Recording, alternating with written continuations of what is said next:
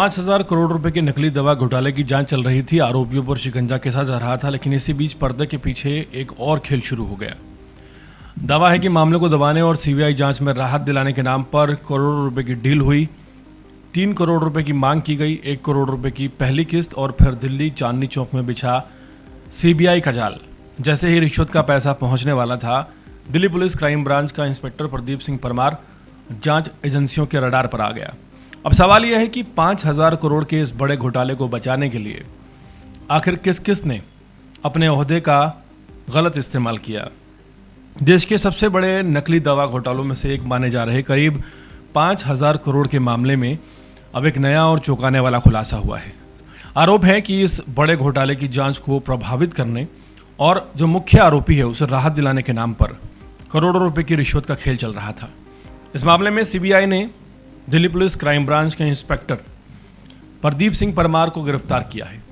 CBI के मुताबिक पुदुचेरी के चर्चित नकली दवा घोटाले का मुख्य आरोपी एन राजा उर्फ वल्लियप्पन उर्फ राजशेखर जांच के शिकंजे में फंसता जा रहा था।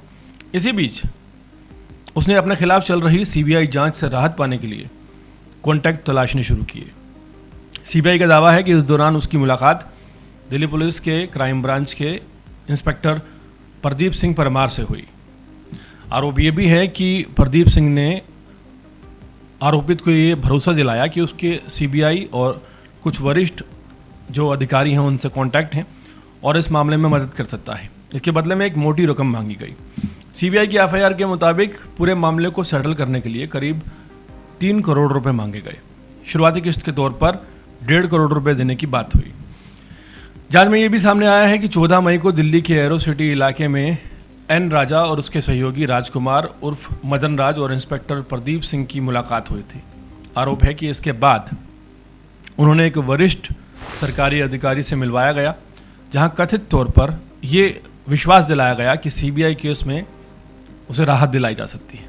इसके बाद पैसों का इंतजाम शुरू हुआ। एफआईआर के मुताबिक 16 मई को राजा ने अपनी पत्नी को बताया कि मामला निपटाने के लिए 3 करोड़ रुपए उसे देने होंगे।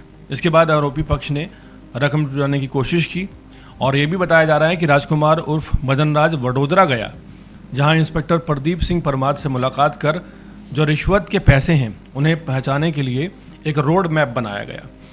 सीबीआई का दावा है कि पैसे पहुंचाने के लिए चेन्नई के एक हवाला ऑपरेटर का सहारा लिया गया। हवाला नेटवर्क के जरिए करीब 1 करोड़ रुपए दिल्ली भेजे गए। ये रकम 8 जून को दिल्ली के चांदनी चौक इलाके में इंस्पेक्टर प्रदीप सिंह परमार तक पहुंचाई जानी थी, लेकिन इससे पहले ही सीबीआई को पूरे खेल की भनक लग गई। सीबीआई ने जाल बिछाया और कथित तौर पर 1 करोड़ रुपए की रिश्वत देने के मामले में इंस्पेक्टर प्रदीप सिंह परमार को गिरफ्तार कर लिया। इसके बाद मामले में भ्रष्टाचार, आपराधिक साजिश और रिश्वतखोरी की धाराओं के तहत केस दर्ज किया गया है। दरअसल पूरा मामला पुदुचेरी में चल रहे एक विशाल नकली दवा नेटवर्क से जुड़ा है। पिछले साल पुलिस, सीबीआई, सीआईडी की कार्रवाई में इस रैकेट का खुलासा हुआ था। जांच में बड़ी मात्रा में नकली दवाएं, दवा बनाने का कच्चा माल और पैकिंग सामग्री बरामद हुई थी।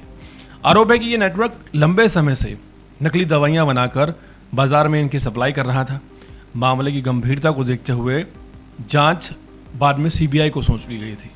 अब सीबीआई 2 मोर्चों पर जांच कर रही है। पहला, 5,000 करोड़ रुपए की नकली दवा घोटाले में शामिल लोगों की भूमिका। दूसरा, इस मामले को दबाने और आरोपी को राहत दिलाने के नाम पर जो चल रहा है, जो करोड़ों रुपए का रिश्वत का नेटवर्क, उसकी भी जांच जारी है। सीबीआई ये पता लगाने की कोशिश कर रही है कि पूरे खेल में और कौन कौन लोग शामिल हैं और क्या किसी वरिष्ठ अधिकारी ने अपने ओहदे का गलत इस्तेमाल किया है। फिलहाल 5,000 करोड़ के कथित दवा घोटाले को दबाने के लिए 1 करोड़ की रिश्वत का ये कहानी, ये जो कई बड़े सवाल छोड़ रही है। सबसे बड़ा सवाल यह है कि अगर जांच एजेंसियां समय रहते सक्रिय ना होती तो क्या इतने बड़े मामले को, जो कि 5,000 करोड़ का है, बस 1 करोड़ रुपए में सेटल कर दिया जाता और ये सफल हो जाते। हाल फिलहाल जांच जारी है। उम्मीद है कुछ बड़े नाम सामने आने वाले हैं।